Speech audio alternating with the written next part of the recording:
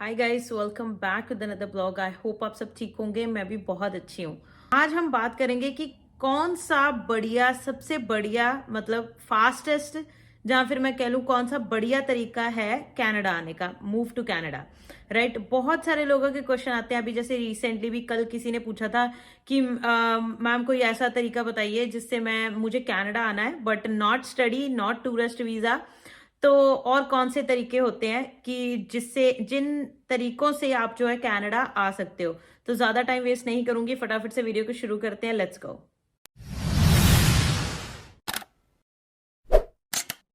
Video को start करने से पहले मैं आपको रिक्वेस्ट करना चाहती हूँ, चैनल पे नए आए हो तो चैनल को सब्सक्राइब, वीडियो को लाइक एंड शेयर जरूर कर दो। अगर मेरे साथ अपॉइंटमेंट बुक करना चाहते हो उसका लिंक आपको मेरे डिस्क्रिप्शन बॉक्स में मिल जाएगा और इसका लिंक आपको मेरी इंस्टाग्राम की बायो में भी मिल जाएगा।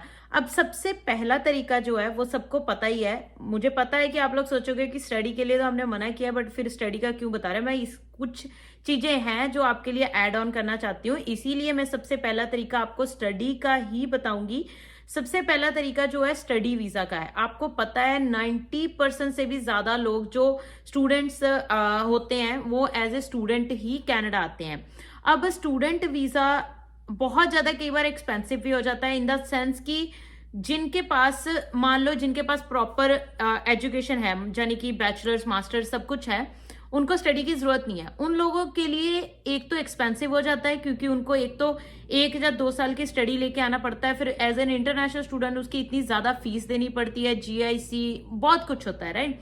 और उनकी बहुत सारी चीजें भी स्टेक पे लगती है क्योंकि ऑब्वियसली अगर किसी ने बैचलर्स या मास्टर्स करी है तो वो डेफिनेटली मतलब जिस भी कंट्री से आ रहे हैं डेफिनेटली वहां पे जॉब भी कर रहे होंगे, फिर उनको वो भी छोड़नी पड़ती है, तो बहुत सारी चीजें स्टेक पे लग जाती है।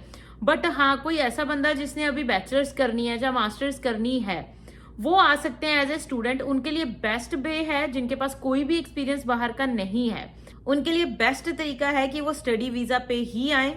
क्योंकि अगर आप एलएमआईए लेके आते हो, वो चलो मैं आगे बताऊंगी एलएमआईए का प्रोसेस जो भी है। एलएमआईए लेके अगर आप आते हो तो उसमें आपके बहुत ज्यादा पैसे लग जाते हैं। मतलब आजकल एलएमआईए के रेट्स जो है $40,000 to $45,000 चल रहे हैं और उसमें एम्प्लॉयर की भी बहुत बार कई बार दिक्कत आ जाती है और उसमें वीजा कभी भी गारंटीड नहीं होता है। ये बहुत सारे लोग कंफ्यूज हो जाते हैं कि एलएमआईए मिल गई तो शायद मुझे वीजा मिल गया।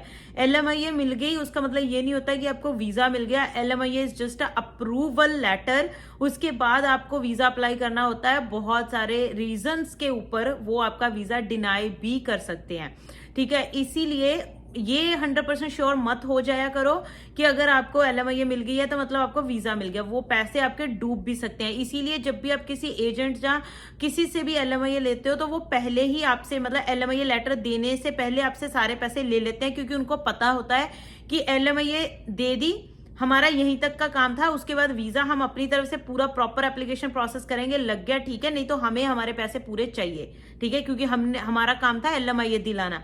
वीजा तो वीजा ऑफिसर के ऊपर है, हमारे ऊपर नहीं, इसलिए वो आपसे पहले ही पैसे ले लेते हैं। चलो ये मैं आगे थोड़ा बताऊंगी इसके बारे में, तो वीडियो का एंड तक जरूर देखिए। इन चीजों की वजह से मैं आपको सजेस्ट करती हूँ, जैसे मैंने बोला कि अगर आपने अभी एजुकेशन लेनी है तो I would highly recommend you to come to Canada on a study visa, ठीक है। तो जैसे मान लो अगर अभी 12th करिए, अभी सोचना ही है, तो बहुत, वैसे भी इंडिया में भी आजकल तो स्टडी अगर अच्छे लेवल पे स्टडी करनी तो पैसे काफी लग जाते हैं।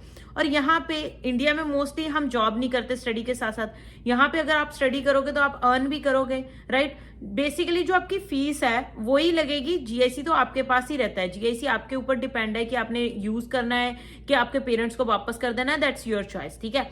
तो चलो वो अलग बात है। तो बेस्ट तरीका, क्योंकि पीआर स्टूडेंट्स की होने के चांसेस 95% रहते हैं।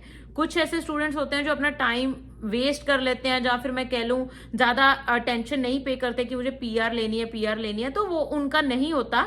बट जो मेनली फोकस्ड रहते हैं ना, मुझे स्टडी खत्म करते ही अपनी पीआर लेनी है, वो ऐसे पीआर ले लेते हैं, कोई दिक्कत वाली बात नहीं है, ठीक है। तो स्टडी वीजा नंबर 2 की तरफ हम चलते हैं, वर्क परमिट की तरफ। अब वर्क परमिट ही सबसे ज्यादा क्वेश्चन है कि मुझे वर्क परमिट कैसे मिल सकता है कनाडा का। जब आप इनसाइड कनाडा हो, ठीक है, तब तो सिंपल है, तब तो कोई दिक्कत ही नहीं है, वो तो चलो मुझे बताने की भी जरूरत नहीं है। आपको पीजीडब्ल्यूपी मिलता है अगर आपने स्टूडेंट वीजा लिया हो। अगर आप कनाडा में, अब बहुत सारे लोगों का ये भी क्वेश्चन होगा कि मैं कनाडा में हूं या फिर मैं कनाडा आ सकता हूं, मेरे पास विजिटर वीजा है। अगर आपके पास कनाडा का विजिटर वीजा है, उसको आपने वर्क परमिट में कन्वर्ट कराना है बहुत ज़्यादा मिसकंसेप्शन हो रखी थी लोगों को कि जिनका मतलब विजिटर वीज़ा है वो वर्क परमिट में कन्वर्ट हो रहा है। ऐसा कुछ भी नहीं था, वो कन्वर्शन हो तो रही थी, मतलब वो तब प्रोग्राम शुरू हुआ था जब कोविड चला था। बहुत सारे लोग यहाँ पे स्टक कर गए थे कोविड की वजह से, तो गवर्नमेंट ने उस टाइम पे बोला था जो लोग विजिटर वीजा पे कनाडा में रुके हुए हैं, अगर उनको कोई जॉब मिल रही है, अगर उनको कोई जॉब मिल रही है तो वो उस जॉब को शो करके अपना वर्क परमिट जो है ले सकते हैं कनाडा का। उसको थोड़ा सा एक्सटेंड कर दिया गया था, बट उसका मतलब ये नहीं था कि कोई ऐसा एप्लीकेशन था कि जिसको आप विजिटर वीजा दो और वर्क परमिट ले लो, ऐसा कुछ भी नहीं था। अगर आपके पास विजिटर वीजा है तो आपको LMIA की जरूरत पड़ेगी ही पड़ेगी उसको वर्क परमिट में कन्वर्ट कराने के लिए, ठीक है। ये तो होगी इनसाइड वालों की बात। जो आउटसाइड ऑफ कनाडा है, यानी कि किसी और कंट्री से अप्लाई करना चाहते हैं वर्क परमिट, अब आपको बहुत सारे लोग ऐसे भी मिलेंगे कि आपको बोलेंगे कि बिना LMIA के, हाँ ऐसे प्रोग्राम कुछ हैं जिसमें LMIA एग्जेम्प्ट होती है, उसको बोलते हैं LMIA एग्जेम्पशन। LMIA एग्जेम्प्ट होती है कि कोई अगर एम्प्लॉयर, मतलब ये हर एक प्रोविंस में हर एक प्रोग्राम में नहीं है, कुछ ऐसे प्रोग्राम जैसे मैंने बोला, कुछ ऐसी प्रोविंसेस में कुछ ऐसे प्रोग्राम हैं जिनमें आपको LMIA की जरूरत नहीं पड़ती है। अगर आपका एम्प्लॉयर बोल दे कि मेरे को शो कर दे, समहाउ कन्विंस कर दे कि मेरे को इस फॉरेन वर्कर को हायर करने की बहुत ज्यादा जरूरत है क्योंकि जो मुझे स्किल चाहिए वो इसके पास है और मुझे वो स्किल किसी कैनेडियन सिटीजनशिप या PR के पास नहीं मिले हैं, I try to hire somebody but I couldn't find anybody, तो इस वजह से वो आपको LMIA एग्जेम्प्ट के अंडर आपको हायर कर सकते हैं, आपको वर्क परमिट दिला सकते हैं। But if it's not the case then yes 110% you need an LMIA, आपको LMIA चाहिए ही चाहिए। LMIA is a labour market impact assessment होती है, जिनको नहीं पता उनको बता देती हूँ। लेबर मार्केट इम्पैक्ट असेसमेंट में क्या होता है कि कुछ एम्प्लॉयर्स ऐसे होते हैं, वो एम्प्लॉयर फॉरेन वर्कर्स को हायर करते हैं, यानी कि इंटरनेशनली लोगों को हायर करते हैं। वो प्रूव करते हैं कि हमें कनाडा में जो हमारी जॉब की ड्यूटीज एंड रिस्पॉन्सिबिलिटीज है उसके रिलेटेड हमें कनाडा में कोई बंदा नहीं मिल रहा है, इसीलिए I found a 1% but he और she is living here which ever country, और इंडिया में जा कह लो जिस भी कंट्री से वो हायर करें, ही और she is living in India, तो मैं उसको इंडिया से अपनी कंपनी में हायर करना चाहता हूं। उनको 28 डेज के लिए पहले तो एडवर्टीजमेंट डालनी पड़ती है किसी भी जॉब प्लेटफॉर्म पे जो जहां से हम जॉब्स फाइंड करते हैं, यानी कि इंडीड हो गया या jobbank.gc.ca हो गया, ये सारे कुछ प्लेटफॉर्म्स पे उनको 28 डेज के लिए जो है अपनी जॉब पोस्टिंग डालनी पड़ती है, देन वो LMIA अप्रूवल करवा सकते हैं, फिर वो आपको LMIA बेचते हैं, बेसिकली देते नहीं है बेचते हैं, या फिर उनके पास इमिग्रेशन कंसल्टेंट्स के कांटेक्ट होते हैं, वो उनको दे देते हैं कि हमारे पास ये LMIA पड़ी हुई है और मैं इतने पैसे लूंगा, आप अपना देख लीजिएगा।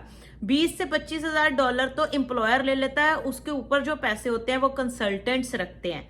जी हाँ, वो कंसल्टेंट्स ही रखते हैं, ठीक है। तो क्योंकि वो उन पैसों में आपका प्रोसेसिंग एंड ऑल दैट वो सब कर देते हैं।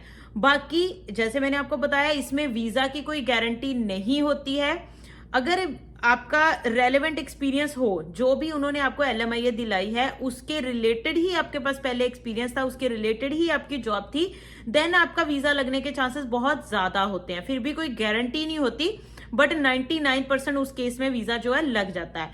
बट अगर उसके इररेलेवेंट एक्सपीरियंस हुआ तो आपका वीजा लगना बहुत ही मुश्किल होता है। कई केसेस में लग भी जाता है बट चांसेस बहुत रेयर होते हैं, ठीक है। यही एक तरीका है, ये एक नहीं, यही एक तरीका है।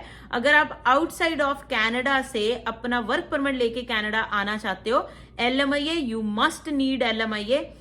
क्रिटिकल वर्कर स्ट्रीम करके एक प्रोग्राम है, क्रिटिकल वर्कर स्ट्रीम नोवा स्कॉशिया में, अगर उसके अंदर आपको जॉब मिल जाती है, उसमें 6 ऐसी बता रखे हैं एम्प्लॉयर्स, आपको खुद उन एम्प्लॉयर्स के पास जॉब फाइंड करनी है। अगर आपको जॉब मिल जाती है, I think I doubt it's Nova Scotia और New Brunswick, one of those, वो आप चेक कर लेना। क्रिटिकल वर्कर स्ट्रीम, ये मैं श्योर हूं, प्रोग्राम का नाम क्रिटिकल वर्कर स्ट्रीम है।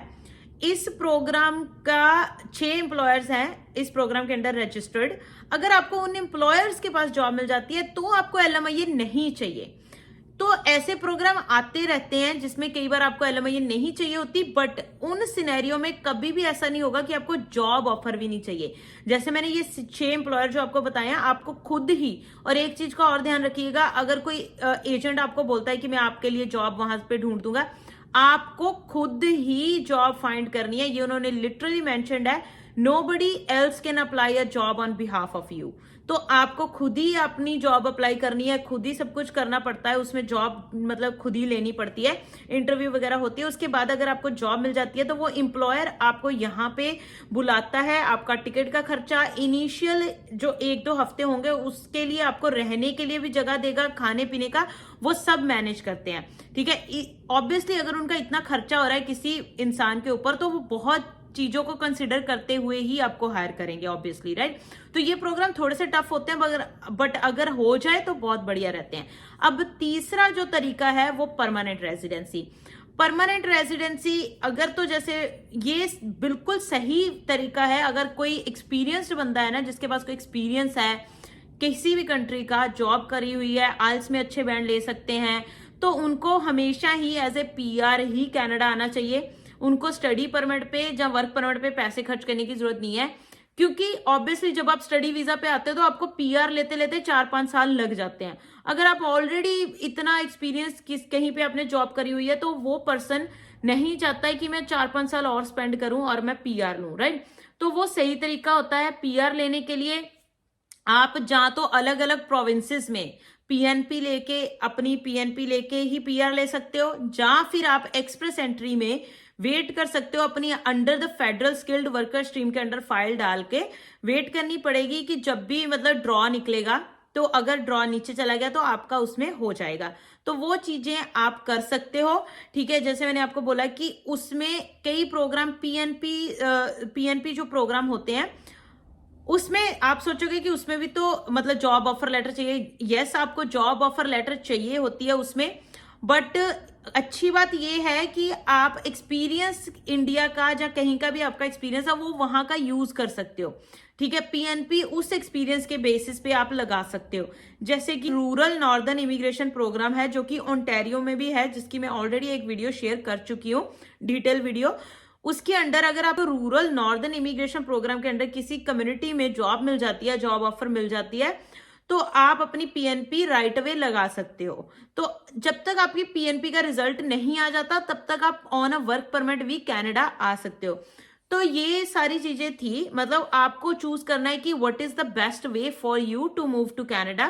तरीके और भी बहुत सारे होते हैं, जैसे कि एक और प्रोग्राम आ रहा है जनवरी में, इसमें आप किसी को भी अपना जो है परमानेंट रेजिडेंसी या फिर वर्क परमिट दिला सकते हो, चाहे कोई भी हो वो बंदा, ठीक है। तो उसके लिए चलो नेक्स्ट वीडियो में बात करेंगे, ये वीडियो बहुत लंबी हो जाएगी। अगर आपको वो वीडियो जाननी है तो डेफिनेटली मुझे जितने ज्यादा कमेंट और लाइक, जितना ज्यादा इस वीडियो शेयर करोगे उतनी जल्दी मैं वो वीडियो लेके आऊंगी। तो that's all for today. Thank you so much guys for watching this video. I hope आज की वीडियो अच्छी लगी होगी।